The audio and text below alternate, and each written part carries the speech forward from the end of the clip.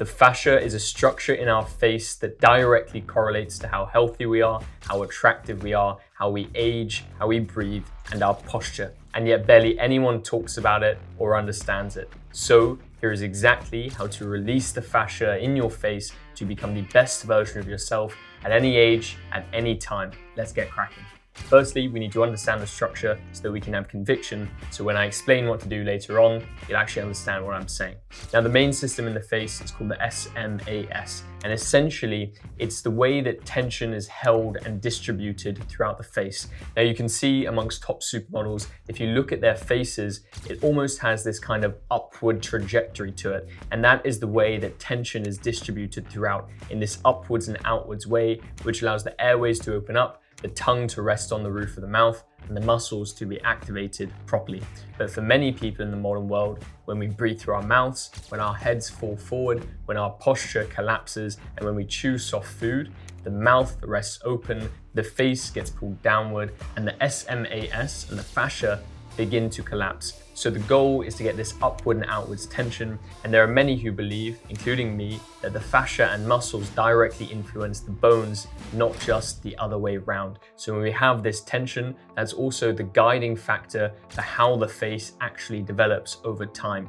And remember, we're constantly remodeling. There are sutures in our skull which can always be decompressed. The fascia can always be released. We can always train the muscles. And while you can't completely shift your face, all of these factors can definitely make a pretty significant difference. So let's delve into step one before I explain things even more. I call it the Zygomatic fascial line, but that's not actually what it's called. It just kind of sounds nice and it has a bit of a ring to it. So if you want to follow me and call it that, then let's go with that in this video. So the Zygomatic fascial line, which I view as running in the middle of the face, just under the cheekbones, is the main thing that pulls the face up and out. It gives lifts to the cheekbones, these muscles support the cheekbones around it, and it's pulling everything in the correct direction. You can perform some really easy exercises like Zygo pushing, where you put a bit of natural moisturizer on your face or an oil, and then from there you take your thumbs, you start at the edge of your lips, and you go up and out directly under the cheekbones and follow this fluid down under the jaw.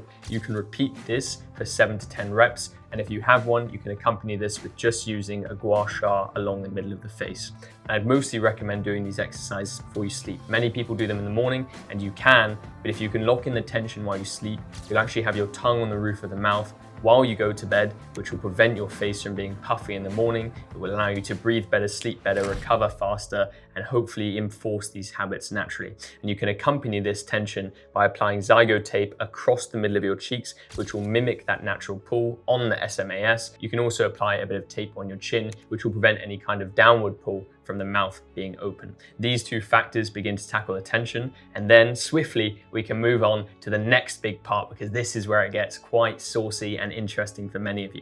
Now, the face isn't just one isolated structure, it's working in coordination with the rest of the body, as you will all obviously know. But you can imagine that if your head shifts forward, what's happening to your hips? If it shifts back, then your pelvis is going forward. What's happening to your feet in this entire equation? Why do many people with recessed jaws have duck feet? Why are all of these factors interlinked? Because the body is one system, and what connects them all? The fascia. It runs in this continuous network throughout the entire body. A great example being the superficial back line. Now, hopefully the editor hasn't done me dirty. I've got a picture of the superficial back line on the screen. You can see how it connects from the feet all the way up to the scalp and the head. Again, everything is interconnected. If you throw an object, you're not just moving your arm, you're also twisting and turning your entire body. So just keep that in mind as I explain how the posture therefore affects the face.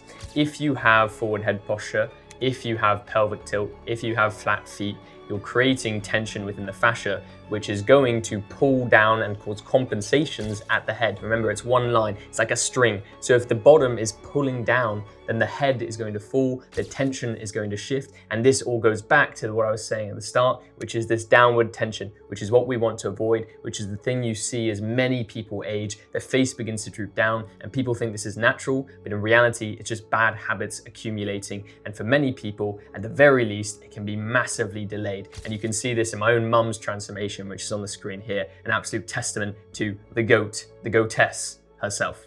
Therefore, actionable step number 2 is fixing the posture and tension throughout the entire body. Now you have this visualization when we say proper posture to stand up super straight, super tall, keep your head straight and be like a pencil. But that's actually the opposite of what we want. We want this spiral throughout the body, and that's how we'll be pain-free, tension-free, and healthy. And remember, the only reason we find something attractive is because it's healthy. We find wide cheekbones and good tensioning attractive because it's a sign of better breathing and better posture, which help us live longer. And this is the base of everything that I try and say and teach. Real proper posture should be back chain dominant, a term created by things like the Zygotape movement, which is super interesting. And for this purpose, we like to have the hips slightly back, the crown, which is the head, slightly forward, not forward head posture, just slightly forward and looking forward.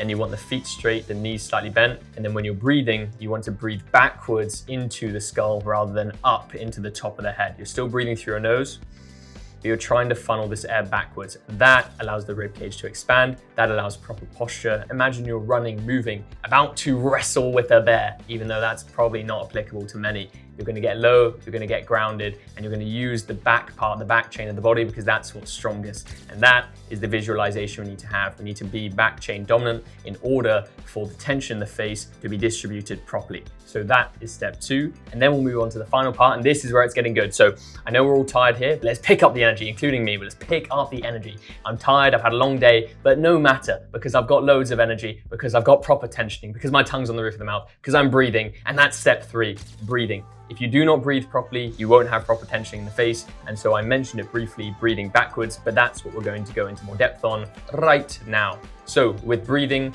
we want to imagine that our stomach and rib cage are expanding outwards while the air funnels backwards. This is because there are little filters in our nose which are arranged horizontally called nasal turbinates. This allows the air to be filtered. It allows nitric oxide to improve. When we breathe through the nose, normally, we imagine the chest coming out and breathing up into the top of the head. This is useless. The air isn't filtered, and it's actually bad because it will cause fascial restrictions because it isn't natural. So you need to get really used to the idea of slowly breathing the air backwards, the easiest way. And I'm coming up with more ideas and exercises for this. And if you want more ideas and exercises, the best place to look is in my school community. Access this private community with all the guides, routines, and accountability coach, access to live calls, and all of those kinds of sorts. The QR code is on the screen, link is in the description. But getting back into it with the breath, the easiest thing to do is just visualize. Take your hand, put it backwards while you're breathing, and then you will begin to be aware of your breath. And when you're aware of it, you can turn it into an action.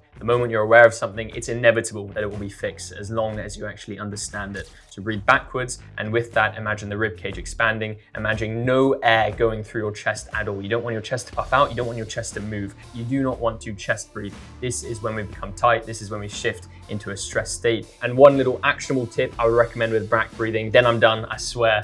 You just set little alarms throughout the day. Same thing with keeping your tongue on the roof of the mouth. Same thing with any other habit. Just set 6 to 8 alarms throughout the day on your phone as constant little reminders. Get this topic in your head. Don't just neglect this video after watching and getting this far. Don't let this be a waste of time. Take action upon it. Become the best version of yourself. Nail it, crush it. Fix your breathing, fix your posture, shift the tension in the face. Everything's being released. This is just the tip of the iceberg. There is a lot more to it. Obviously, it needs to be more personal for many people. There does need to be more information. You do need to tackle it. You will need accountability. But if you can start with these things, then you'll be in a great spot. Hopefully this was helpful. Many more videos coming. I'm very locked in at the moment, and I'm excited for the future. Trying to help as many people as possible, trying to spread the mission. And remember, health is looks. Thank you very much for watching. Peace out.